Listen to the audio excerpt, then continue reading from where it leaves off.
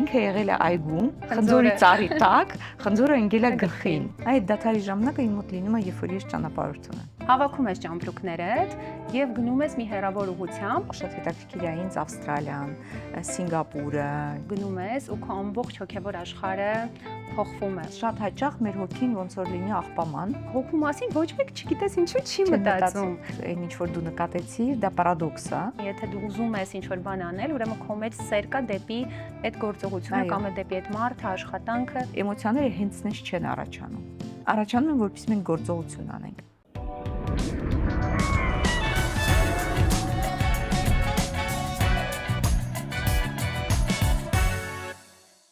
Ողջույն սիրելիներս եւ բարի գալուս մեր ճամփորդական ոդկաստ։ Ովքեր մեզ նոր են միացել, հիշեցնեմ, որ ես Լիանան եմ, ձեր հավատարիմ ճամփորդական ուղեկիցը։ Մեր ոդկասթի ընթացքում ամեն մի ճանապարհորդություն վերածվում է մի գեղեցիկ պատմության, իսկ մեր հյուրերը շատ մարդկանց համար ոգեշնչման աղբյուր են հանդիսանում։ Այս ոդկասթը նույնպես բացառություն չէ, եւ մեր հյուրը մի հրաշք կին է, ով անցել է փորձություններով լի ճանապարհ, գտել է իր աշխարհը, իր ներսը եւ իր հավասարակշռության բալանսը։ Այնպես որ հարմար տեղավորվեք, բաժանորդագրվեք մեր ալիքին, քանի որ ձեզ մեծ հետ սպասվում է շատ իրական եւ անկեղծ զրույց։ Ողջույն Գոհար։ Ողջույն։ Գոհար Դավթյան, ղեկավարման, քոուչինգի եւ անձնային աճի փորձագետ։ Շատ շնորհակալ եմ հրավերքի համար եւ շատ ուրախ եմ, որ այսօր մեր մոտ կլինի շատ հետաքրքիր զրույց։ Ես քեզ ուզում ասեի, որ ես եմ շատ շնորհակալ, քանի որ ես քո կազմակերպած ճանապարհորդության լի ուղով եմ անցել, մենք դրա մասին իհարկե հիմա կխոսենք, բայց քանի որ մեր ոդկասթը ճանապարհորդական է, արի պատասխանի մի հետաքրքիր հարցի, ինչ է քեզ սովորեցրել ճանապարհը։ Ճանապարհը նախ եւ առաջ ուզում եմ ասեմ, երբ որ ճանապարհորդում եմ, միակ տեղը, որ կարողանում եմ կտրվել իմ գործերից, դա երբ որ ես նստում եմ ինքնաթիռ ու շատ երկար ժամանակ, դա գնում է 5 ժամ եւ ավել։ 5 ժամը երկար է։ Իմ համար երկար է։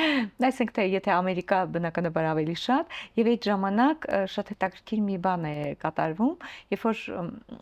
ամենալավ, ամենագենիալնի, ամենահետաքրքիր իդեաները գալիս են հենց այդ ժամանակ։ Ես դա ուղղակի շատ ինչ հետաքրքիր իդեաներ են եկել։ Ու իմիջիալից ուզում եմ ասեմ, որ այդ ռետրիտ ստեղծելու իդեան էլ ստեղծվել էր հենց այդ ժամանակ, երբ որ ես բոլոր ոնց որ այդ դրսի աղմուկը կտրվում է, երբ որ դու ընդհանրապես մտքերից կտրվում ես, ու էլ ընդհանրապես չես իմանում էլ ինչով զբաղվես, որովհետև սկզբից գիրք եմ կարդում, հետո ինչ որ բան գրում եմ, հետո որ տեսնում եմ հնարավոր չի ոչ մի բան ուրիշ անել։ Ու այդ ընդհանրապես ասում են, որ դա այդ ժամանակը շատ կարևոր է ուղեղի համար, ու նեյրոֆիզիոլոգները ապացուցել են, որ դա կոչվում է ռուսերեն ասեմ время простое, այսինքն դադարի ժամանակ, երբ որ ուղեղը ընդհանրապես ոչ մի բանով զբաղված չի, բանից պարզվում է, որ այդ ժամանակ ոնց որ մարդու ուղեղը սկսում է կապ հաստատել իր ինտուիցիայի հետ։ Ահա, շատ հետաքրքիր։ Հա, եւ այդ ժամանակ շատ գենիալնի իդեաներ են գալիս։ Ուզում եմ ասեմ, ի դեպ, որ եթե խորը մտածենք, Նյուտոնը օրինակ իր օրենքը երկրի ձգողական ուժի ոչ թե հայտնաբերել է լաբորատորիայում, ինչ որ լարված, ինչ որ մտածելով թե ինչ օրենք ես նահատել, հա, բանան եմ հայտնաբերեմ, այլ ինքը եղել է այգում, խնձորի ծառի տակ, խնձորը ընկել է գլխին։ Ու եթե իրոք խորը մտածենք, մենք կհիշենք, որ բոլոր այդտենց գենիալնի իդեաները դրանք առաջացել են ոչ թե մտքի ուժեղ լարումից, այլ երբ որ եղել է դադարի ժամանակ։ Այդ դադարի ժամանակը իմ մոտ լինում է, երբ որ ես ճանապարհորդում եմ։ Շատ լավ։ Իսկ եղել է նենց երկիր կամ քաղաք, որտեղ դու քեզ զգացել ես ինչպես քո տանը, բայց իրականում չգտնվելով տանը։ Դա Իտալիան է։ Հա, ուղղակի Իտալիան շատ եմ։ Այնպիսի տպավորություն է, ոնց որ ես այստեղ եղել եմ արդեն։ Հա, հետաքրքիր է։ Ու շատ հետաքրքիր է, մի անգամ ինձ ինչ որ մեկը ասեց, որ դու երևի թե դրանից հետո եմ ես սկսել տենց մտածել, որ կարող է պատահի դու նախկին կյանքում եղել եք իտալացի ճարտարապետ։ Իսկ ինչու ճարտարապետ։ Չգիտեմ, այդպես են ասել։ Հետաքրքիր է։ Իսկ եթե քո կյանքը որևիցե իտալական քաղաքի հետ նմանացվեր, որը կլինի, օրինակ Նեապոլին ավելի շատ մոտ կլիներ, թե օրինակ Վենետիկին։ Երևի Ֆլորենցիային։ Ֆլորենցիային։ Հասկանալի է։ Լավ, որ այսպեսի մի հնարավորություն լիներ, հենց հիմա ասեն Գոհար ջան, հավաքում ես ճամփրուկներդ եւ գնում ես մի հեռավոր ուղությամբ, անկանխատեսելի, որ դու չէիր պլանավորել, որ ուղությունը կլիներ եւ ինչու։ Ես իրոք շատ եմ սիրում Իտալիան, երևի կլներ դա Իտալիան կամ Իսկյան, հա, կարող է պատահի Իսկիա, բայց իհարկե ես շատ եմ ճանապարհորդել, բայց կան երկրներ ընդհանրապես չեմ եղել։ Օրինակ շատ հետաքրքիր է ինձ Ավստրալիան, Սինգապուրը, Ճապոնիան, այդպիսի տեղեր ես չեմ եղել, չեմ ճանապարհորդել։ Դե ասիական մշակույթը իհարկե եվրոպական մշակույթից ինքը լիովին տարբերվում է, եւ ես կավելացնեմ, որ ասիական մշակույթի մեջ նաև կա մի քիչ հոգևոր տարեր էլ կավելացնեմ։ Լավ, իսկ ինչ ես կարծում, ճանապարհն է մարդուն ընտրում, թե մարդն է ճանապարհը ընտրում։ Շատ հետաքրքիր է։ Իսկ դա ի նկատի ունես փիլիսոփայական տեսակետից, քանի որ դու ես այսօր իմ հյուրը, իհարկե, այսօրվա մեր ամբողջ հարցերը, եթե նույնիսկ դա ճանապարհության հետ է կապված, իհարկե ավելի խորը հոգեբանական շատ հետաքրքիր հարց է, ուզում եմ ասեմ, ճանապարհն է մեզ ընտրում, թե մենք ենք ընտրում ճանապարհը, որովհետև իրոք երևի թե խորը որ մտածենք, կարելի ասել եւ ճանապարհն է մեզ ընտրում, եւ մենք ենք ընտրում ճանապարհ, որովհետև եթե մի քիչ ավելի ոչ թե туриզմից գնանք, ճամփորդությունից ավելի խորանանք, շատ հաճախ ինձ հարցնում են, ասում են ճակատագիր կա, նույն ճակատագիրը կարա լինի ոնց որ քո ճանապարհը, հա։ Դու հավատում ես ճակատագրին, թե չէ։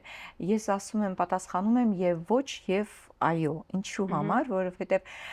ես 100% համոզված եմ, որ ամեն մարդ ծնվում է այս կյանքում իր այդ դարոժնի կարտայով, ոնց որ իր ճակատագրական քարտեզով, ոնց որ թե որ ճանապարհով, ինչի մեջերով պետք է անցնի։ Ինչ որ շեղում լինի։ Այ հիմա ուզում եմ ասեմ, այսինքն դա այն ոնց որ ճանապարհների ոնց որ նաբորն է, որով որ մարդը պետք է անցնի, այսինքն դա այն փորձություններն է, որ մարդը անպայման պետք է անցնի, որովհետև ես 100%-ով գիտեմ, որ ամեն հոգի ունի իր փորձությունների ոնց որ սետը, ոնց որ որի միջով պետք է ինքը անցնի, որովհետև դա կապված է իր հոգու առանձնահատկությունների հետ, բայց մարդը որ ճանապարհով կգնա, երբ որ ինքը ընկնում է այդ փորձության մեջ, կգնա աջ, կգնա ձախ, կգնա ուղիղ, դա արդեն մարդու ընտրությունն է։ Այսինքն մի կողմից ոնց որ կա ինչ որ մի բան, որը որ այդ մարդը անպայման պետք է անցնի դրա միջով, կարմայի հետ կապված, բայց մյուս կողմից, այսինքն հոգու առանձնահատկությունների մեջ հայերը կարող է չընդունեն կարմիչեսկին, բայց ամեն հոգին ունի իր առանձնահատկությունները։ Բայց թե ինչ ճանապարհով կգնա մարդը եւ որտեղ կհասնի այդ ընտրած ճանապարհի հետևանքով, դա իհարկե մարդու ազատության եւ ընտրության հիմքն է։ Այսինքն ճիշտ եմ հասկանում, որ ամեն մարդ այս կյանքում ունի իր կյանքի դասերը, ու երբ որ գալիս է աշխարհ, այդ ճանապարհի ընթացքում ստանում է իր դասերը կամ չի ստանում միգուցե։ Լինում է որ չի ստանում, թե անպայման ստանալու է։ Պարտադիր, կապ չունի աջ գնա, ձախ գնա ստանալու է։ Ինքը ստանում է դասերը, բայց մարդը արդեն ինքն է որոշում։ Աջ գնա, ձախ գնա, ուղիղ գնա, այսինքն այդ կողմից մենք ազատ ենք։ Որովհետև եթե մարդը հավատում է քույր ձևով իր ճանապարհին, այսպես ասած, կամ ճակատագրին, դա նշանակում է, որ մարդը չունի ոչ մի ինտրություն, ոնց որ ինքը լինի մանիկեն, ինքը լինի ինչ որ, իրանով ինչ որ խամաճիկ, հա, իրանով ինչ որ ղեկավարում են, եւ այդ ժամանակ իմաստ չունենում ընդհանրապես կյանքը, բայց երբ որ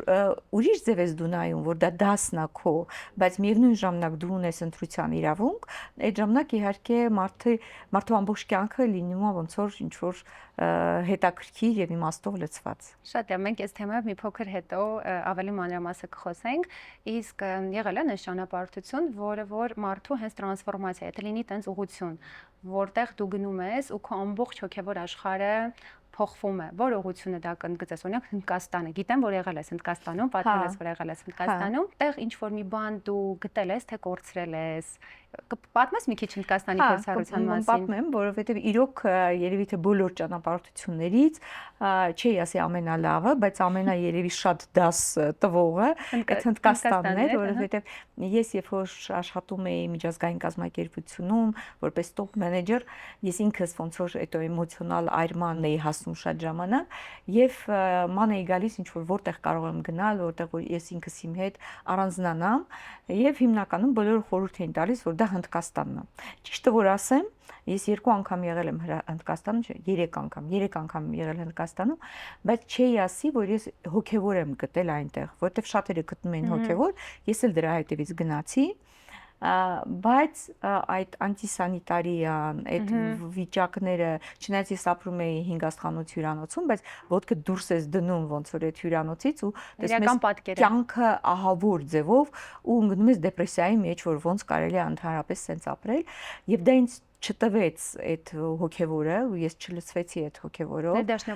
եւ ներդաշնակություն չստացա եւ իմիջիալից ուզում եմ ասեմ որ ռետրիտ ստեղծելու գաղափարը հենց նորից դրանից հետո ստեղծվեց որովհետեւ ես մտածեցի երբ որ ես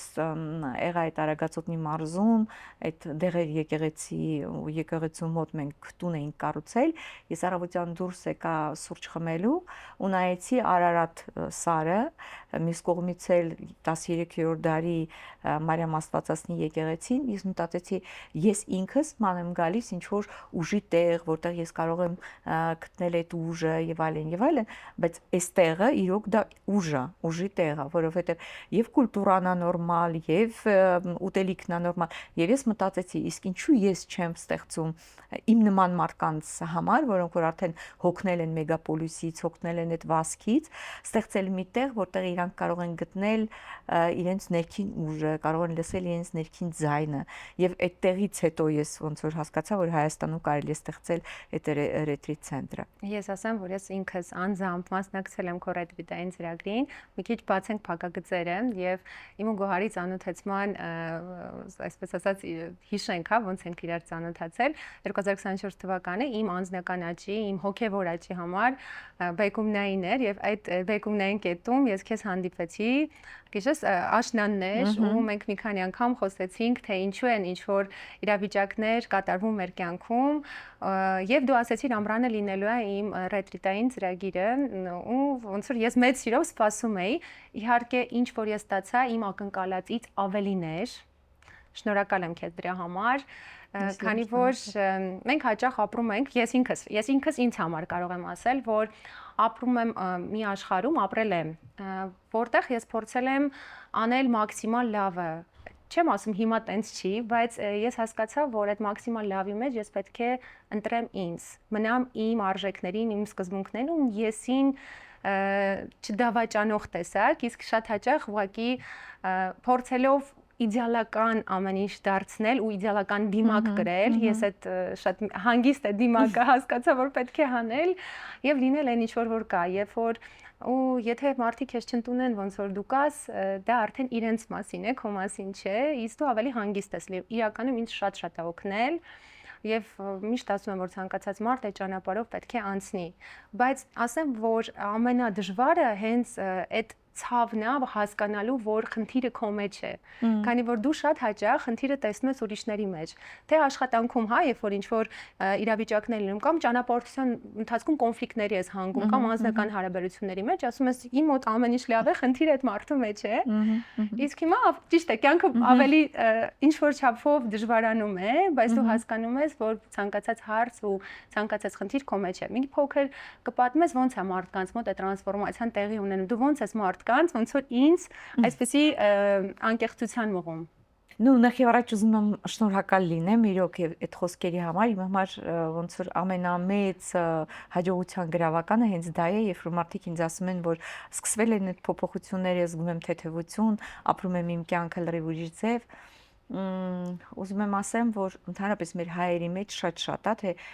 բա ինչ կասեն։ Ու մենք չենք էլ մտածում ու չենք էլ խորանում այդ արտահայտության մեջ, թե դա ինչ է։ Այսինքն ոնց որ այդ րոպեին դու քեզ դնում ես մի կողմ ու մտածում ես, բա ինչ կասեն։ Ու ամբողջ մի կյանք մենք ապրում ենք հենց դրա համար, բա ինչ կասեն։ Իսկ մարդիկ ամեն մեկը զբաղված է իր կյանքով։ Եվ մեկը հետո բացի դրանից, մեկը լավը կասի, մեկը վատը կասի, ամեն մեկը իր մասին կասի։ Ու իհարկե ինչքան շուտ մենք հասկանանք, որ նախ եւ առաջ հայտնաբերենք մեր արժեհամակարգը ու հետո սկսենք ապրել համաձայն այդ արժեհամակարգին ու մեզ դարձնենք երջանիկ, եթե ամեն մարդ իր կյանքի նպատակը դարձնի իրեն երջանիկ դարձնել, իսկական երջանիկ, ոչ թե դիմակով, այլ ուղղակի իսկապես ներսից ունենա լույսը այդ, հա, աստվածայինը ու լույսը։ Եթե ամեն մարդ կարողանա դա անի, մենք կապրեինք երջանիկ հասարակությունում, մենք կապրեինք երջանիկ մոլորակի վրա, բայց դա այդպես չի։ Եվ իհարկե իմ համար մեծ երջանկություն է, երբ որ մարդիկ գալիս են ու իրոք էս ծրագիրը անցել են շատ-շատերը, բայց կարելի է ասել դու առաջին ոնց որ մոհիկաններից մեկն ես, որ հայերից, որ անցան այդ ծրագիրը լրիվ միջև վերջ, որտեղ մեր հայերը, չնայած ռուսները գալիս են շատ-շատ, որտեղ Ռուսաստանում ավելի շատ գիտեն իմ մասին եւ գրքի տեսակետից եւ լեկցիաների իմ տեսակետից, գալիս են էլ Կրասնոյարսկից, էլ Թյումենից, էլ Մոլդովայից, Կազախստանից եւ այլն, բայց մեր հայերին ես չեմ կարողանում բերել, որովհետեւ ասում են, «Օй 4 օր ու կեսը շատ է»։ Կարող եք անել հա մի օրում կամ 2 օրում, բայց դու առաջին մարդն ես, որ դու անցար այդ ծրագիրը ամբողջովին ու ես ուղղակի երջանիկ եմ, որ նախ եւ առաջ կա փոփոխություն, կա ինչ որ ոնց որ արդյունք ու հաջողություն եւ երկրորդն է, որ մեր հայերից ինչ որ մեկը արդեն սկսեց գոնե անցավ այդ ծրագիրը միջև վերջ։ Այնպես որ ես քեզանից շատ-շատ շնորհակալ եմ, հատկապես ես մտածում եմ մեր հայերը հիմա եթե մեզ նայում են, բնականաբար կմտածեն այդ ինչ ծրագիր է, որ իրոք օգնում է ու կարող է գան ու ես շատ ուրախ եմ։ Երևի այս ոդկասթի կազմակերպման նպատակներից մեկն էլ հենց դա է, որ մարդը մտնի իր ներսի խորքը, որովհետև մենք հաճախ երբ որ մեզ պետք է, հա, մեր գիտելիքները զարգացնել, գնում ենք դասընթացներ ենք անում, եթե մեր մարմինը գեղեցկացնել, գնում ենք մարզասրահ, եթե ուզում ենք մի լավ սննդային հաճույք պատճառեն, գնում ենք լավ ռեստորան, բայց երբեք մենք չենք մտածում մեր հոգու մասին։ Արդյոք մեր հոգին երջանիկ է, չէ՞։ Որովհետև դիմակի տակը, երբ որ դու ծիծաղում ես, բայց քո հոգին ընկճված է, այսինքն դու կարող ես ոսկե պատերով հյուրանոցում լինես եւ ուտես ամենաթանկանոց օրինակ խավիարը, բայց քո հոգին իրականում տխուր լինի։ Իսկ հոգու մասին ոչ մեկ չգիտես ինչու չի մտածում։ Իսկ եթե քո հոգին իրոք երջանիկ է, կապ չունի դու Հայաստանում ես, Ֆրանսիայում ես, թե Սոմալիում ես, օրինակ, դու մեկը երջանիկ ես լինելու։ Հենց դա է, որ շատ հաճախ մարդիկ նույն ճանապարհորդում են, որպեսզի փախնեն իրենց եսից, իրենց էգոից։ Բայց որ գնում են A կետից B կետ, իրանք իրենց էգոյով, բնավորությունով, այդ թաշախուստով բոլորով գնում են այնտեղ։ Ու ասում են, բայց ոնց որ թե ոչինչ չփոխվեց, բայց ոնց պետք է փոխվի։ Իսկ ինչ ես կարծում, այդ փոփոխությունները գալիս են ինչ որ ցավի հետևանքով, ինչ որ սթրեսի հետևանքով, այսինքն ոչ մեկ հանգիստ տեղը նստած չի ուզում, չէ՞, փոփոխվել։ Իրոք նախ եւ առաջ ասեմ, որ այն ինչ որ դու նկատեցիր, դա պարադոքս է, որովհետեւ մենք մտածում ենք ամեն ինչի մասին, եւ ուտելիքի, եւ ճանապարհորդության, մարդը եթե ուզում է սկսի հոգ տանել իր մասին, գնում է մասաժի, ինչ որ բաներ, բայց ոչ մեկ չի մտածում, որ կեղտոտ հոգով, նու կեղտոտ հոգի չեմ ասում, որ վատ մարդ է, այսինքն այն հոգին, որը որ մեր ցանկացածին է, որ մեջը կա վիրավորանք, կա ինչ-որ վիրավորանքներ մանկությունից սկսած մինչև հիմա, ագրեսիա, նախանձ եւ այլն, եւ դրա հետ օքեյ է, ոչ մի բան չկա, կարևորը ոչ մեկ չի տեսնում, հա, բայց շատ հաճախ մեր հոգին ոնց որ լինի աղբաման, որ ամեն ինչը մենք գցում ենք այնտեղ, հիասթափություն, մեղքի զգացում եւ այլն եւ դրանով ընդհանրապես չենք զբաղվում, բայց չենք հասկանում մի հատ պրիմիտիվ մի բան, որ հենց այդ հոգու մաքրության վիճակից է կախված մեր առողջությունը, մեր հարաբերությունները, մեր կարիերան, մեր հաջողությունը։ Եվ հետո մյուս մոմենտն էլ, որ դուք ասեցիք, իրոք դու կարող ես քո տանը նստած լինես եւ շատ երջանիկ ինչ որ զգացողություններով եւ դու կարող ես գնաս ամենալավ 5 աստղանի հյուրանոցը ուտես ամենավերջի, չգիտեմ, լավ դելիկատեսները, բայց ասենք թե պատկերացրեք, որ զույգ է գնացել ու ամեն օր կռվում են։ Առավոտյան կռվում են, երեկոյան կռվում են, ցերեկը կռվում են։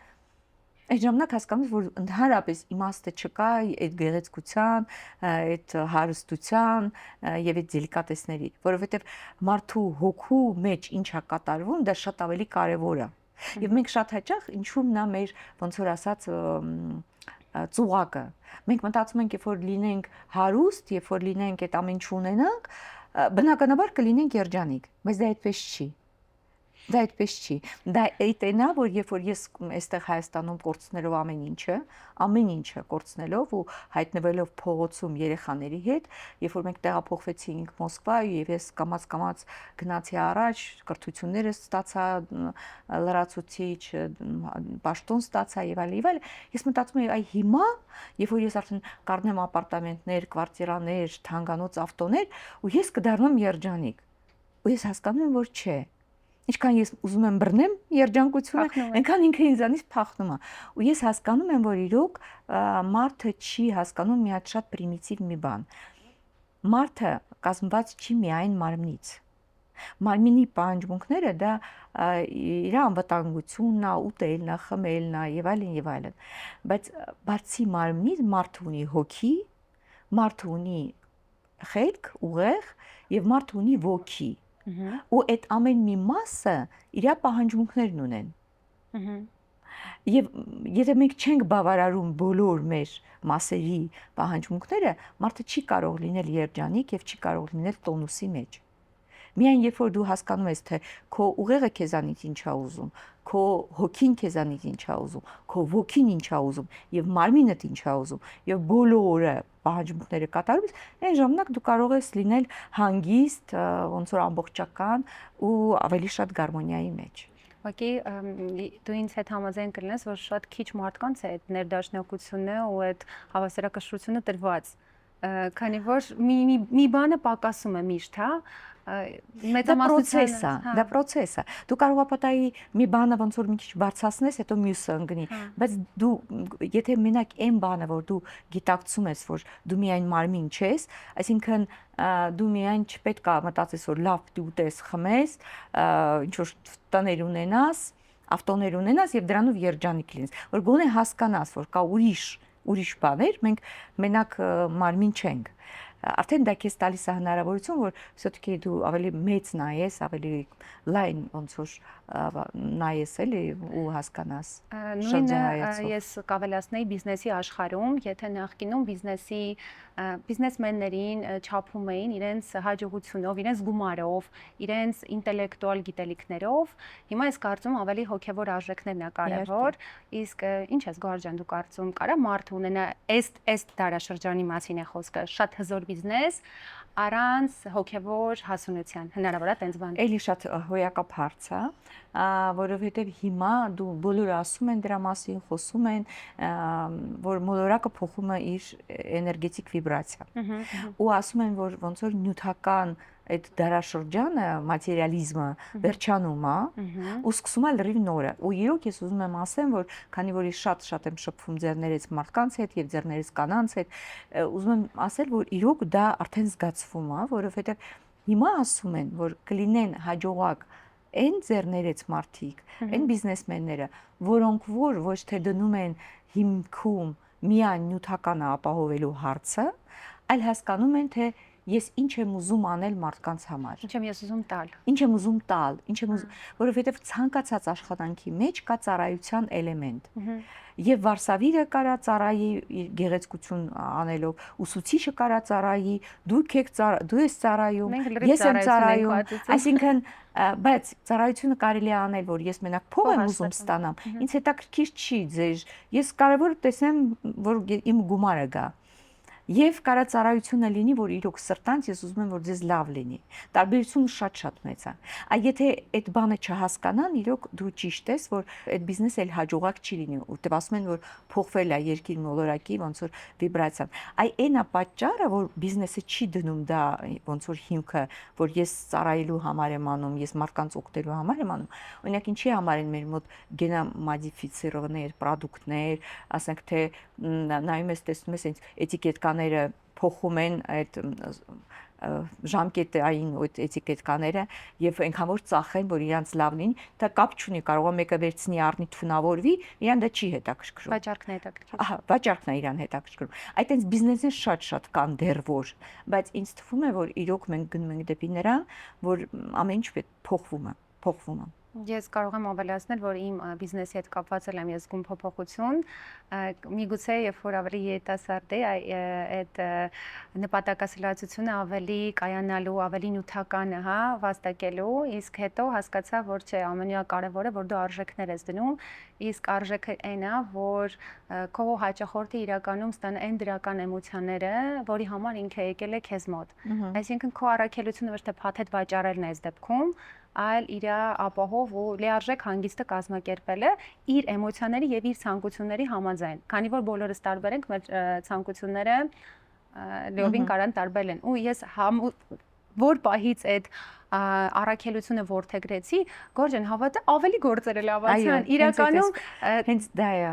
Այդ կա տենց բան, որ դա իրոք սենց ճիշտ աշխատող տարբերակ է։ Իսկ հետաքրքիր է, դու տարբեր տարիներին եղել ես top manager ու ղեկավարման պաշտոններ ես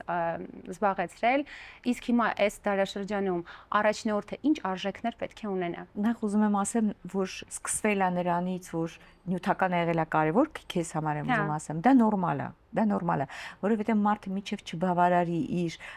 համարվում է դա ամենաառաջին ֆիզիոլոգիական պահանջմունքները, նա չի կարող գնալ առաջ, հա, եթե Մասլոուի պիրամիդան վերցնենք, չի կարող գնալ առաջ, դեպ դա բնական է, բայց հիմա ասեն համարվում է, որ նյութականը մենք արդեն պետքա որ ապահոված լինենք միջև հիմա, չնայած մարդ կա կարող է պատահի ապահովի ու այդպես էլ չհասնի իր այն ոնց որ վիճակին, հագեցվածության վիճակին, որ ասի վсё, ես հիմա արդեն մտածում եմ ծառայելու մասին։ Իսկ դա ինչի հետ է կապված հետաքրքիր է։ Շատ հետաքրքիր հարց է, էլի, ինչի համար մեկը կարող է ոնց որ հագենալ շատ շուտ, առնել ասենք թե մի հատ բնակարան, մի հատ սեփական տուն, մի հատ մեքենա ու անցնել առաջ, արդեն մտածի իրոք, որ ես ունեմ ուրիշ պահանջմունքներ։ Իսկ մարդ էլ կա կարող է պատահի առնի մի 50 հատ, բայց չբավարարվի։ Դրա պատճառը վախի զգացումն է։ Ինչքան մարդը ունի շատ վախի զգացում, որ ինքը վաղը կմնա առանց փողի,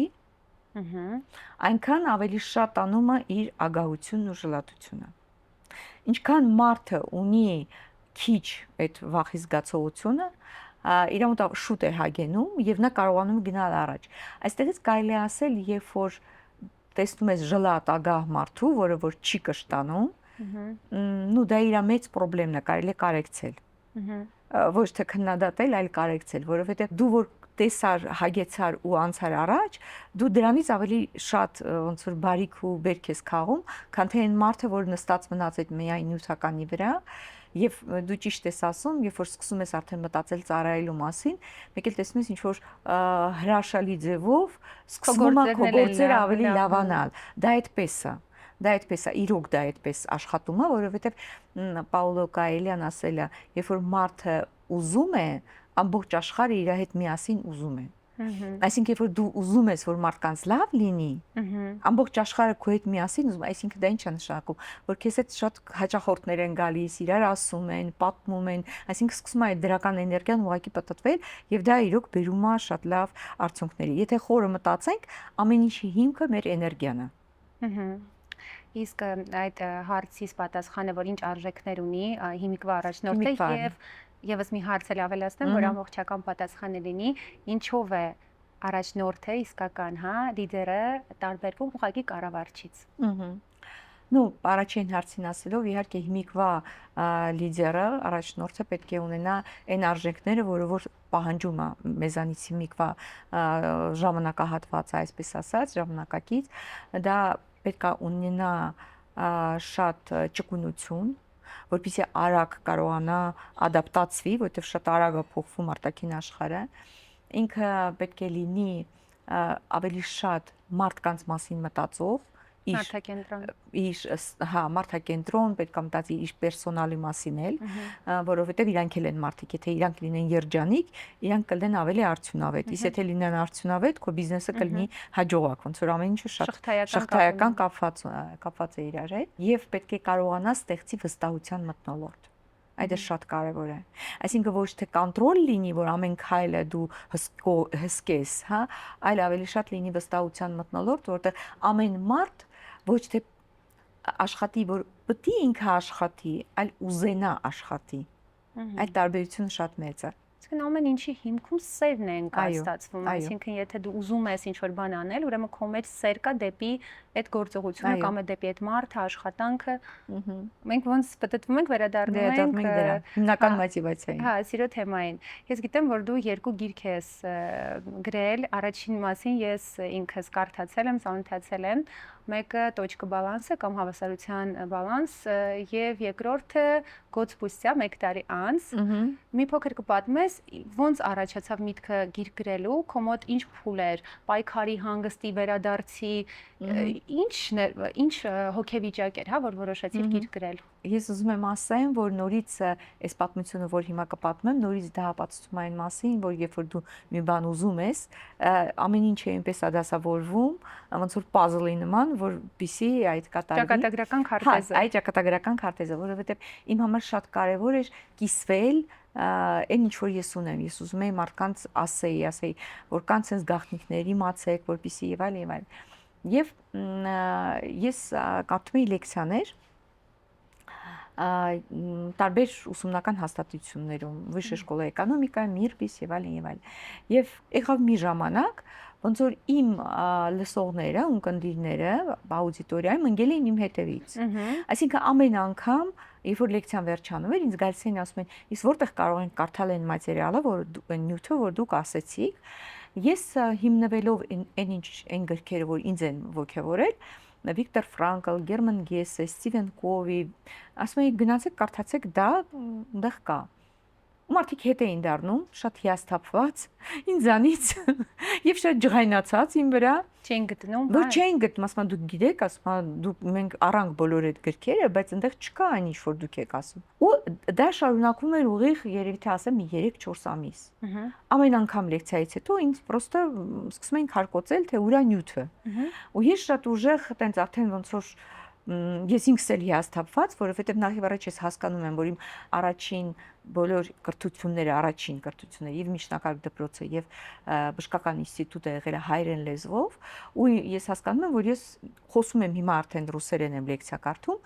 ու ես չեմ կարող ռուսերեն լեզվով գիրք գրել։ Մեկ, երկրորդն էլ ես չգիտեմ գրել, որովհետև ես ասենք թե top manager եմ, ես բժիշկ եմ իմ կրթությամբ, ես այդ ժամանակ արդեն եւ MBA-ն էի վերջացրել, բայց ամենայն դեպս իմ այդ կրթությունների մեջ չկար ոչ ժուրնալիստիկա, ոչ գիր գրելու ոչ մի լուկ։ Ես մի քիչ հեռու եմ։ Իմս ավելի շատ ոնց որ անալիտический мышление, չեմ գումանիտարն։ Եվ ինձանից պահանջում են ինչ-որ գիրք, ու ես ջղայնացած եկա իմ օգնականի մոտ, հա, քարտուղարու մոտ, ասեցի Նադիրդա, ես արդեն չեմ իմանում ինչ անեմ, ինձանից ինչ են ուզում, ես չգիտեմ, ինձանից ամեն օր գիրք են ուզում, բայց ես գիրք չեմ կարող գրել իրանց համար։ Ու այդեն բոլը որ ես առավոտյան ցերեկները աշխատում էի, երեկոյան կամ ես էի սովորում, կամ ես որպես լեկտոր էի, այսինքն ես առավոտը 6-ին գնում էի, 12-ին տուն էի գալիս, բայց ինչ գիրք գրել ես չգիտեմ։ Ու ինքը ինձ ասում է, ես ձեր հարցը կլուծեմ, ես ասում եմ, նու երևի թե ինձ ինչ որ ձևով ուզում է հանգստացնի։ Ու հաջորդ օրը ինքը գալիս է գարնիտուրով, աուդիո գարնիտուրով։ Ուրեմն ասում է, սա կկպցնես այստեղ, սա կդնես այստեղ, ու ինչ լեկցիա որ ասես, որտեղ որ քեզ կանչեն, մոտիվացիոնի սպիչ է, թե լեկցիա է, թե ինչա, դուք ուղղակի միացրեք, դա ձեր գործը չի, ուրիշ ոչ մի բան։ Եվ դրանից ավել, ինքը արդեն դե բնականաբար ես որ լեկցիաները կարդում էի, դա 7-ից հետո էր, աշխատանքը պերճացած էր, բայց ինքը ինձ զանգում էր, ասում էր Գոհար միացրել եք, ասում էր հիշեցնում էր,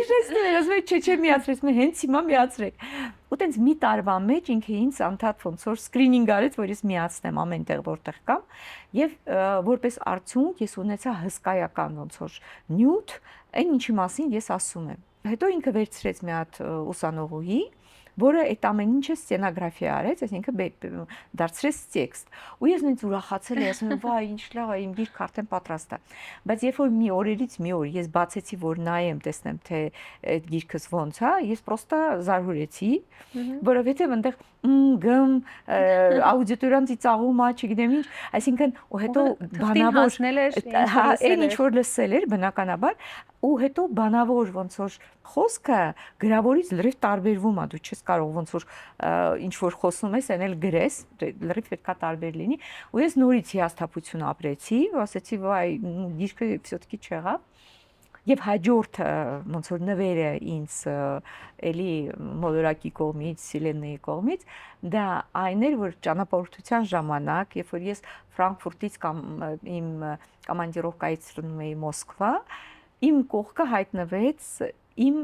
ոնց որ ապագա ռեդակտորը։ Ահա, հետաքրքիր։ Հա, ինքը ուրեմն նստած էր իմ կողքը, մի հատ կին էր նստած,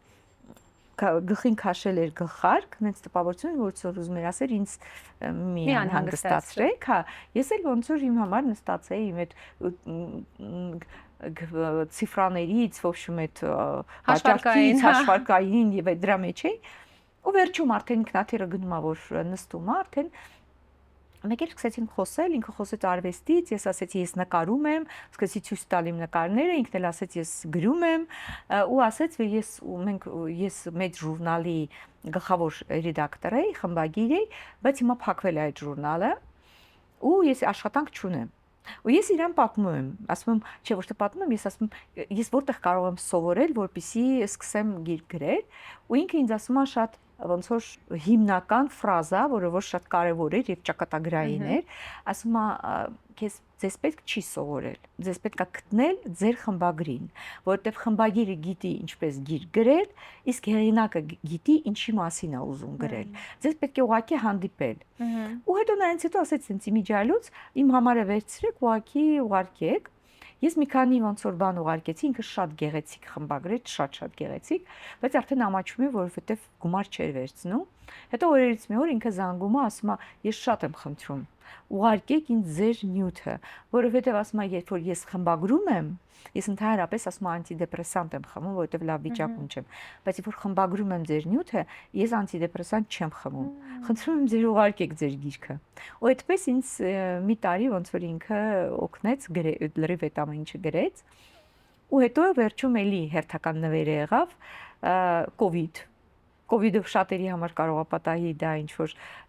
սարսափելի մի բան էր, իմ համար էլ էր սկզբից սարսափելի,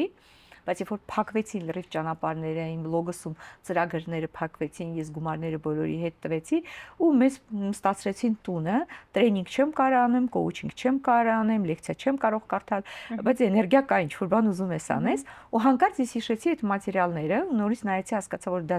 դեռ գիրք չի։ Facebook-ը ինձ բերեց ուրեմն մի հատ ռեկլամա, ինչպես գրել բեսթսելեր 3 ամսում։ Դա ոնց որ Alpina Publisher տենց հայտնի հրատարակչություն կա Մոսկվայում, դրա գլխավոր խմբագիրը հայտարարել է այդպիսի կուրս on-line։ Ինքը Իսպանիայում էր, Իսպանիայից տալիս էր։ Ես գնացի դրա 3 ամիս հետո իմ գիրքը արդեն իրան ինչա նշանակում ոնց է գլուխը պետք է գրել գլխի, ոնց պետք է վերջացնել, ոնց պետք է սկսել, ամեն մի գլուխը գրքի։ Ես վերջացրեցի, դրանից հետո COVID-ը վերջացավ, 2 ամիս հետո մեծ հրատարակչության հետ ես կոնտրակտ կնքեցի, որ իրանք վերցնում են լրիվ ծախսերը իրանց վրա եւ հրատարակում են եւ PR-ն են անում։ Եվ մի կես տարի հետո արդեն գիրքը բոլոր Ozon, Wildberries բոլոր խանութներում հայտնվեց։ Այդ էս պատմությունն էր։ Քո պատմությունը ինձ նաև հիշեցրեց ջինի պատմությունն, որ դու ուղղակի միտքը տիեզերքին ջինին հանձնեցիր, ըստ դեպքում չեմ կարող ասեմ Աստծուն տիեզերքին, ու ասացիր, որ ես ուզում եմ գիրք ունենամ, ու ինքը քո կյանքում հանդիպացրեց մարդկանց, իրավիճակներ, դեպքեր, որոնք որ կապվեց ու դու ունեցար այն ինչ որ ունեցար, քանի որ եւ դա հնարավոր չէր կանխագուշակել կամ ստեղծել։ Ես ինքս չէի կարող ստեղծել։ Եվս մի անգամ, որ երբ որ ինչ որ իրավիճակ է լինում, դու հասկանում ես դա անհասկանալի է, դա ինչի մասին է, իսկ հետո դա հենասուն է լինում, ասում ես վաու, ես արդեն հասկացա ինչի մասին է։ Գիտեք ինչ, գիտես ինչ ուզում եմ ասեմ, որ մեր բոլոր ոնց որ ունկնդիրների համար ասում են այսպեսի մի ֆրազա կա, դուք ընդամենը երազեք եւ մնացածը թողեք, որ ձեր համար սցենարը գրեն, թե ոնց կլինի։ Ես պատկերացրեցի, մա բոլորը պարկած երազում են։ Ոնց է տենց լինում, որովհետեւ շատերն են երազում, բայց իրենց երազանքները չեն իրականանում։ Իսկ մարդիկ կան երազում են, ոնց որ քո դեպքում է ու ստացվում է։ Ոնց է դա իրարից, ինչով է դա տարբերվում։ Եթե ես երազում եմ, ասենք, թե ունենամ հերթական մի հատ էլ ավտոն, մի հատ էլ չգիտեմ ինչ, ոնց որ մենք եկեղեցում գնում ենք, ասում ենք, ինձ ես որ հիշում եմ առաջ ես ոնց էի աղոթում, իմ ծիծաղը գալիս է։ Որովհետև Աստված չի պատասխանում այդ բաների համար, նա ուրիշ բանի համար է պատասխան տալիս։ Իսկ մենք ուղղակի չենք էլ իմանում ոնց է պետք ճիշտ աղոթելը, դժվար է կատարվում, բայց երբ որ դու ուզում ես ոչ թե քո եսի համար, քո էգոյի համար, որտեվ ինձ պետք չէր, որ ինձ մեծարեն, ես չէի ուզում, որ ասենք, ես իհարկե ուրախանում եմ, երբ որ հիմա ինձ մեծարում չեն կարող խափեմ ասեմ, չէ, իհարկե հաճելի է, բայց այն ժամանակ ես չէի մտածում, որ ես ուզում եմ տես դառնամ մասշտաբային, մեծ, որ ինձ բոլորը տեսնեն, հիմա այդ չէր իմաստը։ Իմաստը այն էր, որ ես հասկանում էի, որ մարդիկ շատ ժամանակ տուպիկում են լինում, ոնց որ ես եմ եղել ժամանակին։ Ես ինչ որ բանալի գտել եմ, ֆորմուլա գտել եմ, ես ուզում եմ այդ ֆորմուլան մարդիկ տեսնեն։ Ու ոնց որ մենք սկզբից խոսեցինք, որ դու ասեցիր որ պետք է մարդիկ երբ փոխվեն, երբ որ կրիզիս է լինում, թե կարելի է։ Իրոք մարդիկ սպասում են, ոնց որ դանակը ոսկորին է հասնում, որ այլ ուրիշ հնարավորություն չկա, սկսում են մտածել։ Իսկ ես ուզում եի միջև այդ մարդկանց տալ, ասել որ մի սպասեք միջև որ ինչ որ բան կատարվի ձեր հետ կա, որ ճանապարհներ կան, գործիքներ։ Եվ դա էր իմ հիմնական ցանկությունը։ Ես ուզում եի կիսվեի։ Ու դրա համար ոնց որ ես լսելի եղա։ Ու ես միջալից ես երկրորդ գրքի մեջ կա հենց ֆորմուլա, թե ինչպես պետք է անես, որպեսզի քո երազանքները դառնան իրականություն։ Այսինքն քո երազանքը նաև կապված պետք է լինի ինչ որ մարդկանց բարեկեցության կամ ինչ որ ծառայելու հետ։ Այո, այո։ Եթե դու երազում ես, որ ես եմ Ferrari ունենալ, դա ոչ մեկին դու չես ծառայում, հա։ Այո, այո։ Էլի նորից գալիս ենք սիրուն, էլի նորից գալիս ենք ծառայելուն, որովհետև դու սիրում ես քո գործը, դու սիրում ես մարդկանց, դու մարդկանց համար ես անում։ Այդ ժամանակ բոլոր աշխարհի բոլոր էներգիան գալիս է քեզ օգնելու։ Գարջան, ստացվում է, որ քո այս պրոֆեսիոնալիզմի շնորհիվ դու բոլոր մարդկանց արդեն տեսնում ես, հա, երբ որ նայում ես իրենց, նկատում ես իրանք ով են։ Հա, նկատում եմ։ Ահա, այսինքն իսկ ինչ ես, որ մարդու աչքերի մեջ նայում ես, առաջին ինչ ես տեսնում իր մեջ։ Հետաքրքիր է։ Հոգին տեսնում ես ամբողջությամբ, թափանցում ես հոգու խորքը։ Վայ, Լիանա, вообще ուզում եմ ասեմ շատ շնորհակալություն քեզ ընտիր հարցերի համար։ Գիտես, եղավ մի ժամանակ, երբ որ ես շատ խորացել էի, շատ ուսումնասիրում էի եւ այլն, եւ ես սկսեցի շատ ուժեղ տեսնել։ Հիմա էլ եմ տեսնում, բայց այն ժամանակ իմ համար ոնց որ վարակույրի իջավ, ու ես մարդուն նայում էի ու տեսնում էի իր ամեն ինչը։ Համ վատ կողմերը, համ լավ կողմերը, թե վատ կողմերներ։ Վատն էլ էի տեսնում, լավն էլ էի տեսնում, ամեն ինչ տեսնում էի։ Ու եթե մարդու մեջ վատն էր, մանավանդ այդ րոպեին ավելի շատ վատն էր, ես շատ ցավ էի ապրում ու շատ ջղայնանում էի ու շատ սկսում էի ոնց որ քննադատել, ներքուս չէի գնում ինչ որ մեկի հետ, ինչ որ ագրեսիա էր առաջանում ու ես հանկարծ հասկացա, որ Աստված ինչի չի բացում բոլորին, որովհետև մենք չունենք այդքան կարեկցանք, չունենք այդքան սեր, որպեսզի դու կարողանաս ընդունես եւ լավը եւ վատը։ Եվ ես ինչ որ շատ հետաքրքիր մի հատ պատմությունը, կարծեմ ես պատմել եմ բրետիզի ժամանակ, բայց հիմա էլ կարող եմ պատմել։ Ես ավտոյի ղեկին գնում էի ու սկսեցի խոսել Աստծո հետ։ Ես հիշեցի, բայց ես շատ կուզենամ, որ մնացածը լսեն։ Սկսեցի խոսել Աստծո հետ ու նո պրետենզիաներով, ասեցի вообще ես ուր ես ինձ ուղարկել։ Ես ինքս հասկացա, որ вообще լավը չէ։ Մարդիկ ահավոր են։ Եվ ես ինչ անեմ ընդհանրապես այս ինֆորմացիայի հետագայում ոնց ապրեմ ես այս կյանքում եւ պատասխանը եղավ նա, որ ես ուղակի ոնց որ զգացի, որ մեծ sense մի հատ ջերմության ոնց որ ամպիչավ վրաս ու զգացի սեր։ Ու դա պատասխանն էր, ոնց որ ես նայեցի կողքերս ու զգացի, որ բոմժից սկսած վերջացրած այդ բոլոր մարդկանցով ես շատ ուժեղ սիրում եմ։ Ջուր աստվածային սեր եկա, որ դու ոչ թե գնահատում ես, ես ոչ թե պիտակ ես դնում մարդկանց վրա, լավն է, վատն, այլ դու այդ րոպեին մարդու ցավն ես զգում։ Ուղղակի ցավն ես զգում։ Ու ես հասկացա Աստված ոնց է սիրում մեզ, բայց լավ է որ իհարկե դա շատ արագ տևեց վերջացավ, որովհետև այդ էմոցիաները հնարավոր չէր պրոստը։ Երևի թե մարդիկ ուղղակի կարելի էր գժվել, խելագարվել, որտեղ դա նենց մի ջերմություն ա, նենց մի սեր ա, որ մենք մեր գիտակցությունը ոնց որ պատրաստ չի դրան, դրա համար մեզ չի տրվում։ Ու դրանից հետո երևի թե կատարվեց շատ հետաքրքիր մի բան, որ ես հիմա տեսնում եմ, բայց ես ընդունում եմ։ Ես չեմ բոլորին չի որ սիրում եմ, սուտ կլինի ասեմ, բայց ես ընդունում եմ։ Ես տեսնում եմ քեզ, ասում եմ, օքեյ, սա էլ սենց է, եղավ։ Իսկ եւ դա օգնում է կոուչինգի մեջ, օգնում է տրեյնինգների մեջ։ Շատ ժամանակ ինձ ասում են, բա դու ո՞նց ես, ասեք թե դու պատկերացրա, որ իմ մոտ գալիս են տարբեր մարդիկ տրավմաներով։ Եթե ես սկսեի տեսնել, դե ես տեսնում եմ դա, ու սկսեի իրանց վրա հարձակվել, իմ մոտ մարդ չէր գա։ Բայց երբ որ ես դա ընդունում եմ, տեսնելով ընդունում եմ ու հասկանում եմ, որ դա իր մակարդակն է զարգացման, ինքը այսօր տեղ է գտնվում ու ինքը ուզում է բարձրանա, այդ արդեն մեծ բան է ու ես իր կողքին եմ, դա արդեն օգնում է։ Բայց ու նաև անկեղծ ասում ես իր խնդիրները։ Փափուկ բարձ այսպես չես դնում ու ասում ես, որ հիմա որ դու ասում ես, դա անկեղծ չէ։ Ես հիշեցի իր գիտես,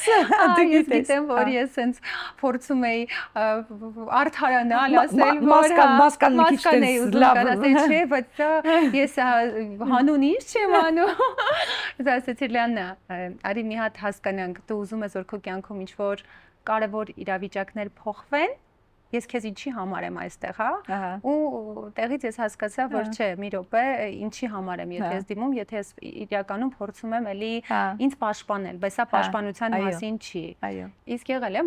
երբ որ դու մարդուն նայել ես ու ինչ որ բնավորության գծեր ես տեսել ու ասել ես, այս նաև իմ մասին է, իմ մասին էլ է։ Բոլորն էլ իմ մասին են։ Բոլորն են իմ մասին։ Այսինքն բոլոր մարդկային բնավորության գծեր լավից վատը դա քո մասին է, քո մեջ կա։ Իհարկե։ Եթե ես ուզում ասեմ, նախ եւ առաջ ես կամ զգում եմ, որ ես ինչ որտեղ հաղթահարել եմ, եղել է, վերջացել է, կամ զգում եմ, որ կա, եթե ես սկսում եմ, դու արդեն գիտես ստվերի գաղափարը, Մի քիչ բայց խոսա էլի, հետաքրքիր է, արի սφαιρերից խոսանք։ Երբ որ ես սկսում եմ դրա հետ արդեն ինչ որ ձևով պայքարել կամ ջղայնանալ, դա խոսում է այն մասին, որ իմ մեջ կա։ Իսկ եթե ես հանգիստ եմ դա անցալում, դա նշանակում է, որ կա, բայց ես արդեն անցել եմ այդ էտապը։ Այսինքն ամեն դեպքում ոնց ասեմ, եթե ես մտածեի, որ ոյ, էս ինչ է, էս вообще ընդհանրապես իմ մասին չի, այդ ժամանակ կառաջանար այդ գոռոզամտությունը եւ իմ դիմացինը կհասկանար դա։ Երբ որ կհասկանար այդ ժամանակ ես կոնտակտը կկորցնեմ, բայց երբ որ ես դա անգամ անում եմ, ասենք թե ասում գիտես Լիանա ջան, արի խոսենք անկեղծ։ Ինձ թվում է դու ինչ որտեղ հոգուտ խորքում միևնույն ազգում ես, որ ես քեզ սիրում եմ։ Այսինքն դա սիրով է ասված։ Ոչ թե ես վերևից եմ նայում ասում, վայ, ես ինչ ես ասում, այլ ուղղակի ես քո հետ եմ, բայց ես ուղղակի տեսնում եմ ու քանի որ դու գումար ես ծախսում կոուչինգի համար կամ տրեյնինգի համար, արի всё-таки լինենք անկեղծ։ Ու ես նորից քեզ հետ եմ վերադառնում սիրով։ Որովհետև մարդկա կարող է պատահի այդպես նստի, լսի, ասի վայ, ես ինչ դժվար է եւ այլն, ոչ մի ձևով չօգնի։ Դու ճիշտ ես, ուղղակի իհարկե։ Հա, բայց դրանով օգնություն չի լինի, հա։ Բայց իմ ցանկությունը այն է, որ դու ինքդ ոտքի կանգնես, ինչ որ տեսնես այն, ինչ որ ես եմ տեսնում։ Շատ հետաքրքիր վարժություն էր ստվեր եւ լույս վարժությունը ու երբ որ դու ասացիր գտիր այն մարդուն, ով որ քեզ համար հերոս է եւ գտիր այն մարդուն, որ քեզ համար հակահերոս է, անտիգերոյ, դա շատ հետաքրքիր վարժություն էր, որովհետեւ այն ինչ որ մենք փնտրում ենք, հա, որպես հերոս, դա երբ որ մենք ուզում ենք մարդիկ մեզ տենց տեսնեն։ Այո։ Իսկ երբ որ մեր հակահերոսին էլ, երբ որ մարդիկ մենք չենք ուզում ես տեսնել, մենք չենք ուզում ես տեսնել ագրեսիվ, նախանձ, չկամեցող, չէ, բոլոր ժլատ, որովհետև մենք փորձում ենք դա ծածկել, բայց երբ որ դու հասկանաս, որ քո մեջ այդ բոլոր հատկություն, դա բազային հատկություններ են, որ բոլորիս մեջ կան, կհասկանաս, որ ինչ որ չափով, եթե մի փոքր ժլատ լինես, մի փոքր, նաև կխուսափես, որ ամբողջ գումարդ վատնելու գաղափարից, մի փոքր պատասխանատու լինես, անհանգստության զգացմունքից կազատվես, որովհետև շատ պատասխանատու մարդն չէ, անընդհատ անհանգիստ, տագնապների մեջ է, հա, ու այդ փոքր բաները, որ մի փոքր ունենաս, այսինքն այս նորից նրա մասին է, որ այդ հակասություններից հակասություն չպետք է ընկնես, ծայրահեղությունից ծայրահեղություն ու էլի ժխտումները, որ սա ես չեմ, սա նրանք են, այն լավը ես եմ, հա, այս լավը ես եմ ու այս լավը իմ մասին է, իսկ վատը նրանց մասին է, այդ շատ հետաքրքիր է ու մեկ էլ հիշում եմ երբ որ վիբրացիաներից, էներգիայի վիբրացիաներից խոսեցինք, որ ամենաներքևի մասի վիբրացիաները, որ հիմնականում ասեցիր մարդասպաններ ունեն, մեղքի զգացում, հա, դա մեղքի զգացումն է, իսկ մենք բոլորս, մեր ամբողջ ազգը ունի մեղքի զգացում, ոնց ազատվել այդ մեղքի զգացումից, ոնց այդ վիբրացիայից ազատվել, որովհետև եթե ես մեկին նույնիսկ մերժում եմ, ես մեղքի զգացում եմ ապրում։ Իհարկե ես հիմա ունեմ իմ կարգավորման կանոնները, բայց շատերը հիմա նստած որ ունեմ մեղքի զգացում, գոհարից հետաքրքիր խորհուրդ են ուզում իմանալ, ոնց ազատվել օրինակ մեղքի զգացումից։ Ընդհանրապես մեղքի զգացումը շատ հաճախ աուդիտորիայում են հարցնում, ասում են դա լավ է թե վատ է։ Մի մաս ասում է լավ է, մի մաս ասում է վատ է։ Կարելի ասել նորից եւ լավ է եւ վատ, ինչի համար, որովհետեւ եթե մենք պատկերացնենք, որ մենք ապրում ենք մի մոլորակի վրա, որտեղ մեղքի զգացում ընդհանրապես չկա, այսինքն մարդը սպանում է, գողանում է, հանգիստ նստած է իր համար, ընդհանրապես չի զգում, որ ինքը ինչ որ սխալ բան արել, իհարկե դա կլիներ ահավոր։ Դրա համար մեղքի զգացումը, ասենք թե լրիվ վերացնել չարժի ու շատ լավ է, որ կա ինքը։ Բայց մեղքի զգացումը վատ է այն դեպքում, երբ որ ինքը քո հետ ապրում է միշտ։ Այսինքն ես ինչ որ մի բան արեցի, ասենք թե նեղացրեցի։ Ես զգում եմ մեղքի զգացում, այդ օքեյ է։ Բայց ցանկացած զգացում, ցանկացած էմոցիա, դա ոնց որ մեր վարելիքը լինի, որպեսզի մենք գործողություն կատարենք։ Այսինքն իմ մեղքի զգացումը ինչ է ասում ինձ։ Ասում է զանգի Լիանային, ասա ներողություն։ Բայց մարդիկ չեն անում դա։ Չեն անում։ Դժվար է առաջի քայլել։ Ես Viva-ի համար տրեյնինգ եի անում, ու մարդիկ ասում է, մեկը կա, ասում է, ես զգում եմ մեղքի զգացում, բայց չեմ զանգի, չեմ ասի, ասում ինչի համար, որովհետև կարող է ինքը չընդունի։ Ասում եթե ինքը չընդունի, դա արդեն իր խնդրեմը կլինի, բայց դու քոնը արած կլինես, գոնե դու կվերջացնես քո այդ մեղքի զգացման այդ վիճակից դուրս կգաս։ Բայց մարդիկ կան ոնց որ լինեն, ոնց որ ասած մազոխիստ, իրանց ոնց որ տալիս են տրավմա, որովհետև մեղքի զգացումը մարդուն քայքայում է ներսից։ Ու մարդկա ոնց որ ձգտում է այդ մեղքի զգացմանը։ Անընդհատ անում է, գնում է մեղքի զգացման մեջ, մինչև մյուս անգամ նորից անում է, նոր մեղքի զգացումը զգալուց պետք է ինքդ քեզ ներես, ասես օքեյ, ես այս ժամանակ որ արեցի, ես այդքան էլ լավ չէի հասկանում, կամ ջղայնացած էի, կամ նենց էմոցիաների մեջ էի չկարողացա ինձ կառավարեմ։ Ինքդ քեզ հանգստացնես ներքին դիալոգով, ներես քեզ, ընդունես, որ օքեյ, կարա լինի այդպես, եւ նորից եմ ասում, ցանկացած էմոցիա դա մեր վարելիքն է գործողության համար։ Եվ մեղքի զգացում ասում է գնա ասա ներողություն։ Եվ գնալ ասել ներողություն։ Այդ դեպքում կլինի ամեն ինչ գործողության վերածվի։ Գործողության վերածվի։ Ցանկացած եւ քննադատության։ Դա լինի նախանց, դա լինի մեղքի զգացում, դա լինի հիասթափություն, պետք է վերածել գործողության։ Իրանք էմոցիաները հենց նես չեն առաջանում։ Առաջանում են, որպես մենք գործողություն անենք։ Իսկ ընդ դու նույնիսկ նախանձես մարդուն գնաս ասես ես քեզ նախանձում եմ։ Չէ, ոչ թե գնաս ասես, դա ասա արդեն ուրիշ բանի մասին։ Եթե ես տեսնում եմ, որ ասենք թե Լիանան շատ գնում է ֆիթնեսի, շատ լավ մարմին ունի եւ այլն, եթե ես նախանձում եմ, ուրեմն նշանակում է սկսեմ մտածեմ, ինչ է ինքը անում, ես ինչպես կարող եմ անել, որպեսզի ես էլ գամ դրան։ Ուրիշ ոչ մի բան։ Այսինքն դա կարելի է փոխել դեպի դրական հուն, ու այդ ժամանակ դու շատ մոտիվացիայի վերածվել։ Դա կարելի է կարողացա, ասենք թե մեկը պաշտոն ստացավ, ես չստացա, առաջի պահին գալիս է որ ինչի համար, ես ավելի արժան էի եւ այլն, բայց երկրորդ պահին մի քիչ սկսում ես մտածել սթափ ձևով, ինքը ինչ է արել, որպեսզի հասել այդտեղ։ Մեկ էլ հանկարծ տեսնում ես, որ ինքը լեզուներ գիտի, MBA ունի, նո օքեյ։ Շատ լավ։ Շատ հետաքրքիր թեմաներ են քննարկում, բայց մի հատ վերադառնանք մեր ճանապարհորդական кейսերին։ Ինչ որ հետաքրքիր ճանապարհորդություն ունեցել ես, որ հիմա crush ես զգում, բայց այդ ժամանակ հասկացար, որ քո մոտ ինչ որ բան փոխվեց կամ ինչ որ հետաքրքիր իրավիճակի մեջ հայտնվել ես Գոհար ջան։ Դա ճանապարհորդությունների ժամանակ կարող եմ ասել մի հատ ճանապարհորդություն, նու շատ եղել իհարկե, բայց մի հատ ճանապարհորդություն, որ շատ հետաքրքիր էր, դա ուրեմն մի հատ ունեի ոնց որ բիզնես տրիփ, կոմանդիրովկա, պետք է սկզբից գնայի Դուբայ, հետո Դուբայից թռնեի Դրեզդեն, թե ոչ ինչ որ գերմանական որևէ քաղաք։ Ու տեղել մի քանի պերեսյատկաներով, պետք է գնացքներով գնայի հասնեի մի հատ փոքրիկ քաղաք։ Ու այնք շատ հետաքրքիր այդ ոնց որ կոնտրաստը, երբ որ Դուբայ եկա, ինձ ուրեմն վիպով դիմավորեցին, լիմուզինով դիմավորեցին, շքեղությունով, չգիտեմ, ինչ որ մրգերով, տորթերով, կամ սառը եւ այլն, նույն ձևով ինձ ոնց որ ճանապարհ դրեցին, հյուրանոցը շատ ընտիր եւ այլն։ Եկա հասա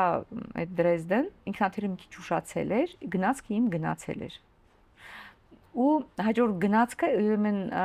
գնացքը պետք է լիներ ժամը 6-ին։ Եվ ժամը արդեն 1-ն է, ոնց որ իմ գնացքը գնացել էր 12-ին արդեն, ես 1-ին հասա։ Ու ես տեսնում եմ, որ այդ կայարանը ամայանում է, вообще մարդ չկա։ Ես մենակ եմ մնացել։ Մրգի տեսականին չկա։ Ոչ թե ընդհանրապես ոչ, ցուրտ, ուրեմն անձրև, ես ինչ որ բարակ հագնված ու ես հասկանում եմ, որ ես մնացի դուրսը։ Կապը չկա, չգիտեմ ինչի, գնացքը չկա, ես գնում եմ հարցնում եմ այդ հերթապահին, ասում են ժամը 6-ին նոր կլինի ձեր գնացքը, ասում եմ բա ես ուր գնամ, ստեղ ունեք ինչ որ, ասում եմ չէ, ոչ մի ինչ, փոքրիկ քաղաք է, պետքա սպասես, ուրեմն պետքա ժամը 1-ին, ոչ գիշեր, սպասել մինչև ժամը 6-ը։ Հա, ու արդեն ստիպված ոնց որ վերցրեցի տաքսի 200 կիլոմետր, այդ տաքսիով գնացի։ Ու շատ դժվարությամբ ու ես պրոստը ասեցի ինչ հետաքրքիր այդ կյանքը ոնց որ քեզ ցույց է տալիս սկզբից ինչ որ շքեղություն երբ որ դու պետք ես քեզ դիմավորում են եւ այլն եւ հանկարծ դու հայտնվում ես ինչ որ եւ որ ասում ես գրязի կնյազի եւ հակառակը այդ իմ պատմությունները ու ես այդ կոնտրաստը շատ ուժեղ զգացի ին վրա կարելի ասել այդ դրա մասին։ Իսկ դու այդ էլ ինչ որ դասային ինչ որ իհարկե դա էլ է դասային բան որ շատ ժամանակ ես ընդհանրապես ուզում եմ ասեմ սիտուացիաները մարդիկ ոնց որ իմ համար բաժանվում են երկու կատեգորիայի կամ մեր հրեշտակներն են որ մեզ օգնում են ոգևորում են տանում են առաջ կամ պահպանում են կամ էլ սկսում են դաստալ սովորացնել մեր էգոյի համար, այսինքն մեր ոնց որ դասատուները լինեն։ Եվ առաջի կատեգորիա, եւ երկրորդ կատեգորիա շատ կարեւոր են։ Պետքական, իհարկե պետքական են։ Շատ լավ։ Իսկ ո՞րն է լինելու քո հաջորդ ճանապարհորդությունը։ Հաջորդ ճանապարհորդությունը Վելիկաբրիտանիա, Անգլիա, հա, շուտով, շատ շուտով, մի շաբաթ հետո։ Շատ լավ։ Իսկ ում ես պատկերացնում որպես մեր հաջորդ հաղորդման հյուր։ Լիանա ջան, այդ անեկդոտի նման, որ ասում ռազմոր ինձ հարցրել ես, ուր ուզում ես գնա։ Քանի որ ես չգիտեմ, ես Հայաստանում կես տարի լինում եմ Մոսկվայում, կես տարի լինում եմ Երևանում ու այդքան շատ մարդ չգիտեմ, ինչ ստեղ չեն ճանաչում։ Դե ինձ դժվար է խորհուրդ տալ։ Ուզում ես հրավիրի, հա։ Ուզում եք հրավիրեք։ Հիմա մենք անցնենք մեր բլից հարցերին եւ եթե դու պատրաստ ես, գնացինք։ Ճանապարհորդությունը մեկ բառով փախուստ է թե վերադարձ։ Վերադարձ։ Որ երկիրն է քեզ տիպել լռել ամենաշատը՝ Հնդկաստանը թե Ամերիկայի Միացյալ Նահանգները։ Հնդկաստանը։ Քո ներսի մանու գոհարը հիմա ինչի կարիք ունի՝ մի լուր գրկախառնության, թե մի հերավոր վայր, որտեղ չկա պետք է բառը։ Չկա պետք է բառը։ Եթե գիշերը քո հոգին զբոսներ, որ փողոցով կանցներ՝ մի լուր փողոց Փարիզում, անձրևից հետո, թե անապատային կանգար Դուբայում։ Փարիզում։ Փարիզում։ Ով ես դու, երբ ոչ ոք չի նայում։ Երեխա։ Որ երկն է քեզ ասոցացնում ճանապարհորդությունների հետ։ Չիլիտանոյի երկերից։ Շատ լավ։ Քաղաք, որի համը երբեք չես մոռանա՝ Նեապոլը պիցայով, թե Բարսելոնան ծովամթերքով։ Նեապոլը։ Եվ վերջի հարցը, քանի որ դու նկարելու ես սեր ունես, որ հայտնի նկարչի հետ հենց կճանապարհորդես։ Մանե։ Շատ լավ։ Գոհար, ես քեզ հետ մի անկեղծ ճանապարհորդություն անցա, հուսով եմ, որ մեր ունկնդիրներն էլ ստացան այն հաճույքը, որը ես ստացա։ Եվ վերջում, եթե դու ունենայիր 1 րոպե, լիովին անկեղծ լինեիր ամբողջ աշխարհի առաջ, ինչ կասեիր։ Կասեի, որ չմոռանաք ով եք դուք։ Ամեն մարդու մեջ կա աստվածայինը, կա ստեղծագործ ուժը, կա արարիչ ուժը, կա սեր, անսահման սեր։ Ուղղակի վախերը մենք այնքան շատ են, որ մենք չենք հասնում դրան ու չենք կարողանում կյանքի ընթացքում բացել այդ ուժը, բացել այդ սերը։ Իմ ցանկությունը կլինի բոլորին, որ բոլորը հասկանան իրանք ով են, որ իրենց մեջ կա արարիչ Աստված, կա մեծ սեր։ Մեր այսօրվա անկեղծ ճանապարհորդությունը մոտեցավ ավարտին, սակայն շատ հարցեր դեռ մնացին անպատասխան։ Եթե ուզում եք մեր հաջորդ կանգառներին ճանապարհորդական մեզ հետ լինել, անպայման բաժանորդագրվեք ալիքին, սեղմեք զանգակ կոճակը։ Նաև ավելացնեմ, որ մենք Գոհարի հետ որոշեցինք նվիրել իր հավասարակշռության կետը գիրքը եւ այն մարդը, ով որ կգրի ամենահետաքրքիր մեկնաբանությունը այս ոդկասթի հետ կապված եւ հենց կստանա մեր նախատեսված նվերը։ Հուսով եմ, հենց քոնը դա կլինի։ Իսկ վերջում ավելացնեմ, որ այն գումարը, որը դու ծախսում ես քո ճանապարհորդությունների ընթացքում, հարստացնում է հենց քեզ։